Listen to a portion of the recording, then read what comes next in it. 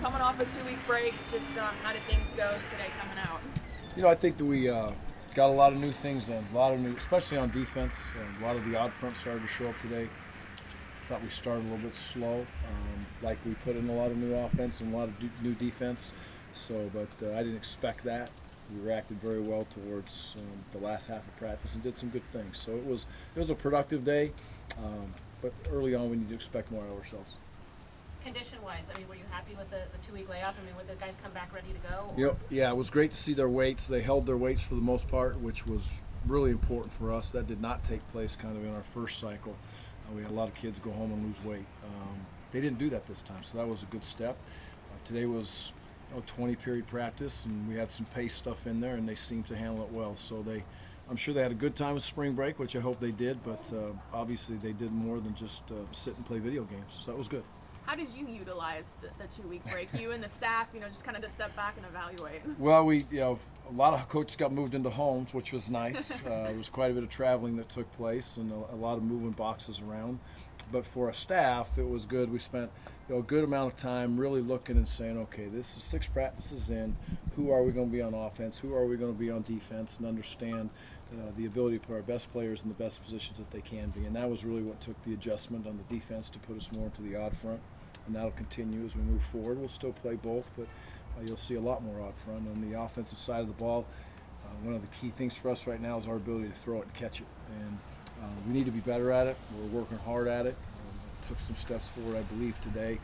But we were happy with the progression of how the kids had handled it mentally. Now the challenge is to continually just run the things that's going to make us a better football team moving forward in the 2015 year, utilizing the young men in the program. Watching film over that 2 weeks off, was there anyone that kind of stood out that you didn't see in the first few times you saw film? I'd say Ryan's done a really nice job moving around different positions. He's playing some tailback now. He's playing some H. He's playing tight end. So his ability to show up and be a factor right now in this offense is big. The progression of the offensive line, I would just say those first 5 kids have done a nice job of getting themselves in a position to develop and understanding a new offense that's kind of very foreign to them, if you will, in a lot of different ways. It's proud of the way those kids have worked together as a group. With your past couple of years, obviously having Melvin Gordon, before that even Robert Turbin, is that their success, is that they're just great guys, or is your offense built for a running back going for 1,500 yards? Well, they're great players, number one. And we've been fortunate to have 5 tremendous backs over the last few years that have been with us, and some very good offensive lines. And we want to be able to run the football. You have no chance to run the football if you don't have good players. That's the number one key. A good offensive line that can be physical and be able to run the ball effectively late in games. So it all starts with the young man, their ability to be able to make plays. But I'm proud of the way that our running backs at this point are competing.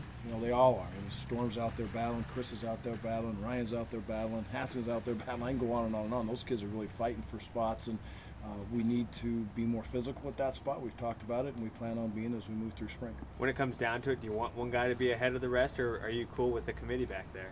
Well, I like to have a couple running backs, definitely. And if we could have 3 that we could feel like we could put in a game, that'd be fantastic, because we'd like to run some 2-back sets as we move forward. How did your conversations with Kyle kind of progress, and do you think that this is kind of the best decision for him going forward? Kyle. Kemp. It was, first of all, it was up front. I think it was very honest and truthful on both sides, and I'm here to support him. And, we just had a discussion in the hallway, and he's got some plans for the future, and I'm looking forward to supporting him if I can, or if I get the opportunity to help him. And, he's made the decision, so yes, I support the decision. I think it's a good decision because it's a decision that him and his family want. Anything else? Was there any, I guess, major, not concerns, but things that you really want to implement immediately that you maybe saw during those 2-week breaks? Like, we got to fix this, we got to fix that sort of thing. Not really a fixed point, but one major point of emphasis for us is our ability to play with tremendous effort. Well, anytime you're learning, your mind's not as thinking as fast as you want it to and as clear as you want it to, which in turn, you don't play as fast as an offensive, defense, or a special team. So that is they're playing with effort, but I want to see more effort out of them. I want to see them the ability to throw and catch we talked about.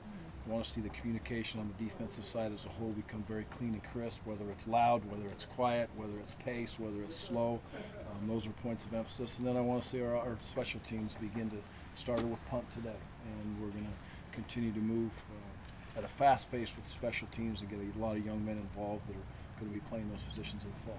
What went into the decision to have Sanders and Vanderveen move to tight end?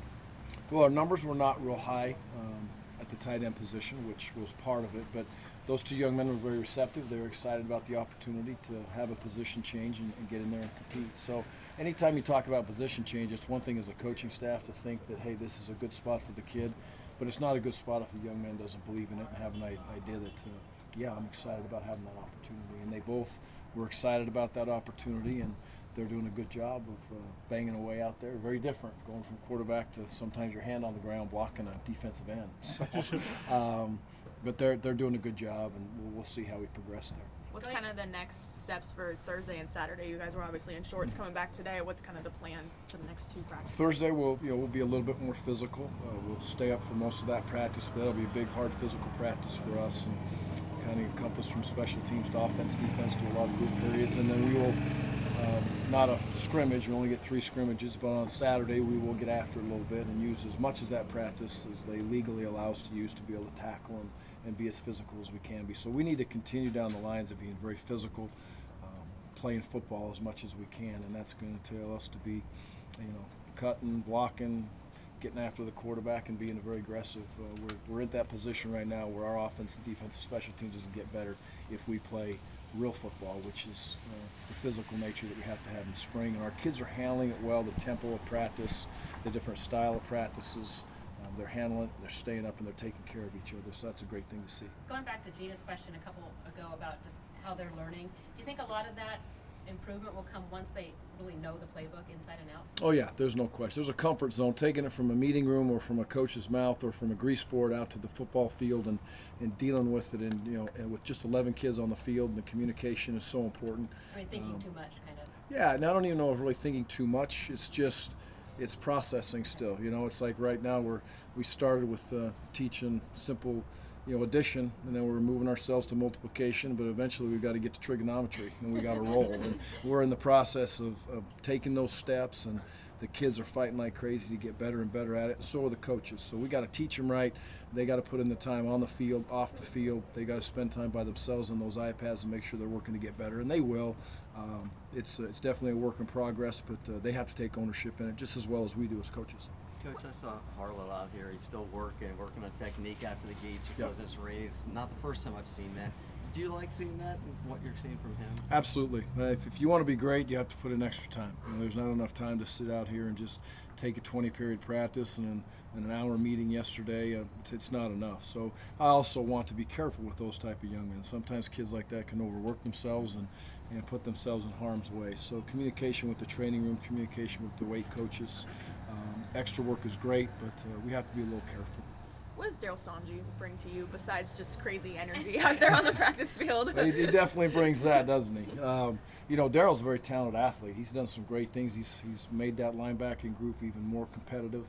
There's a lot of young men in there fighting for spots, and that was really part of the reason for the transition to the odd front, is we felt like we had a group of inside linebackers and outside linebackers that could really run, and we moved a couple of those kids around to outside linebacker. But overall, Daryl is, he does bring great energy, excitement. He has a great love for life.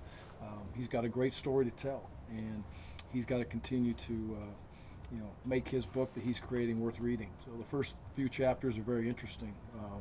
I'm excited to see what these next chapters bring as he moves forward. But he's a great young man, and he's a good teammate too for the kids around this program. You just got to keep on going.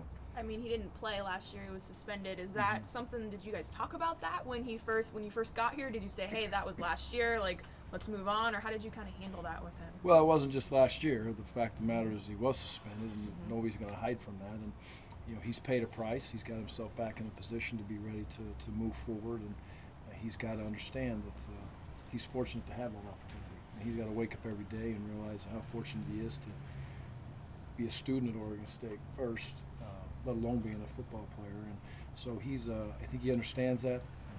Proud of the way he's progressed again and how he's grown up, but he's got to keep doing it. It's one thing to start. Right now he's in the middle of just starting this whole thing, so it's a long road. We're here to support him and help him, and he's blessed to be where he is, and right now he knows that. Anything Thanks, else? Coach. Okay, Thank you, thanks Coach. guys. Appreciate it.